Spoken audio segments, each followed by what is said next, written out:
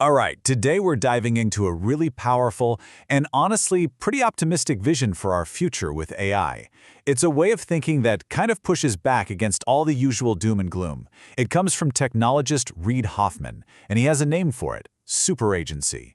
So let's start with the big one, right? Is AI our final invention?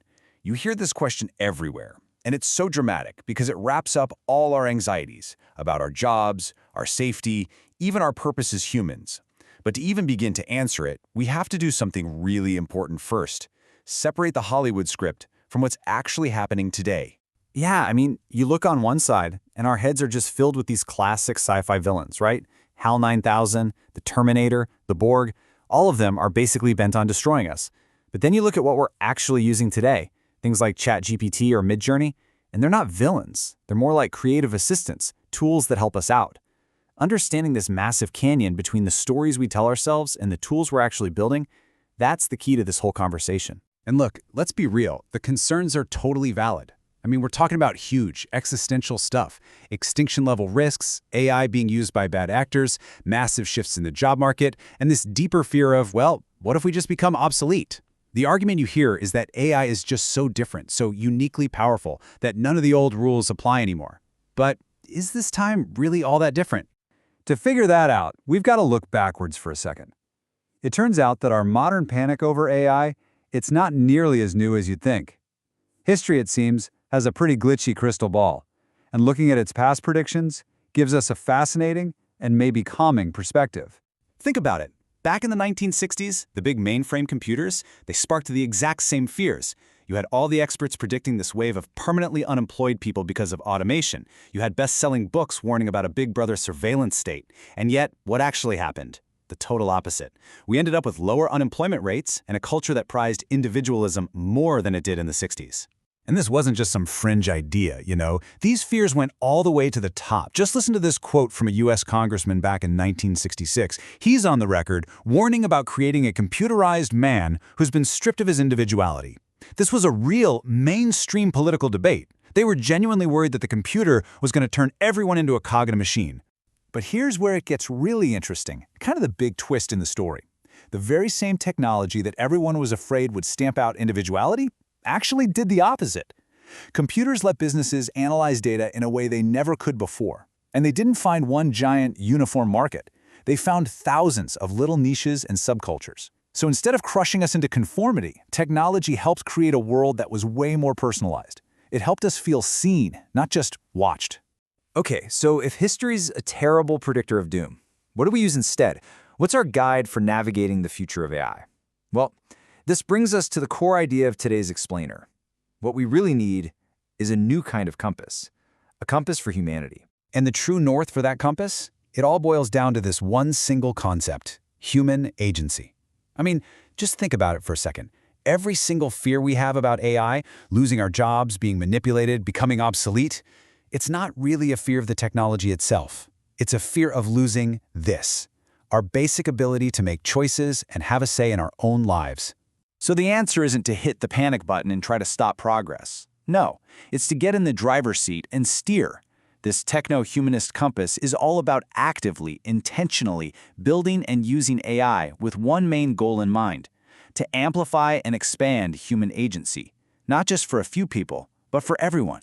And once you start thinking this way, about boosting agency, it totally changes how you look at the economics of AI, especially when it comes to big tech and all this talk about our data. So you've probably heard one story, right? This idea of surveillance capitalism, that our data is like oil, a finite resource that's being drilled and plundered from us by these giant tech companies.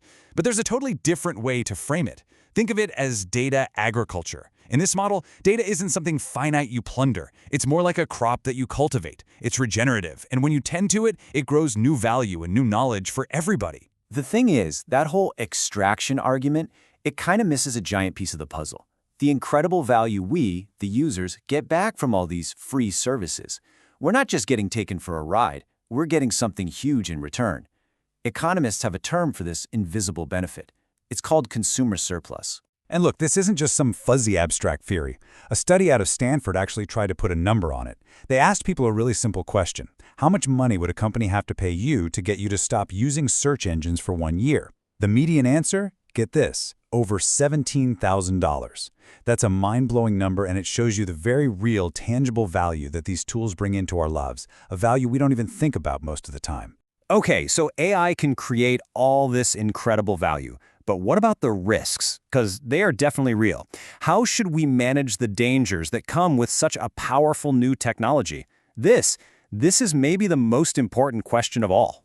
When you get right down to it, there are really two ways to go here. Two big philosophies. On one side, you have what's called the precautionary principle. That's the better safe than sorry approach. You regulate first, and you make any new innovation prove it's completely harmless before it can be released. The other philosophy is iterative deployment. That's the learn-as-you-go model. You get the technology out there, let society test it and adapt to it, and basically innovate your way to making it safer.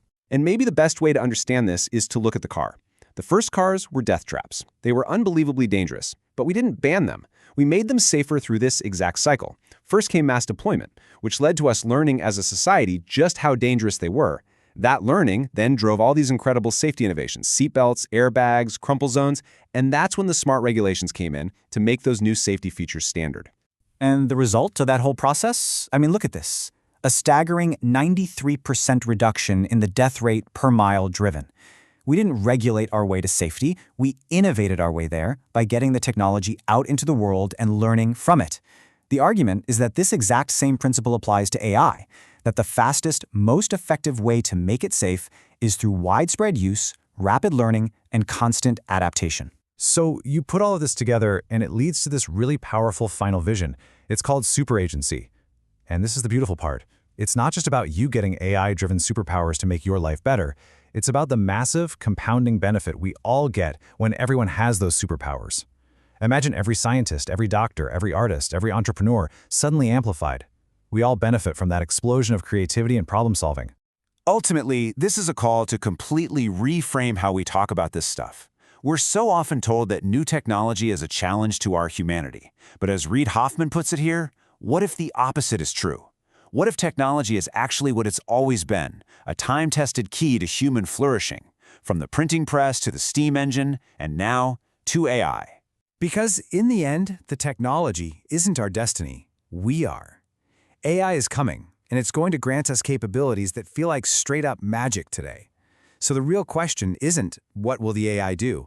It's what will we choose to do with these new powers? And, well, that's a question for all of us to think about.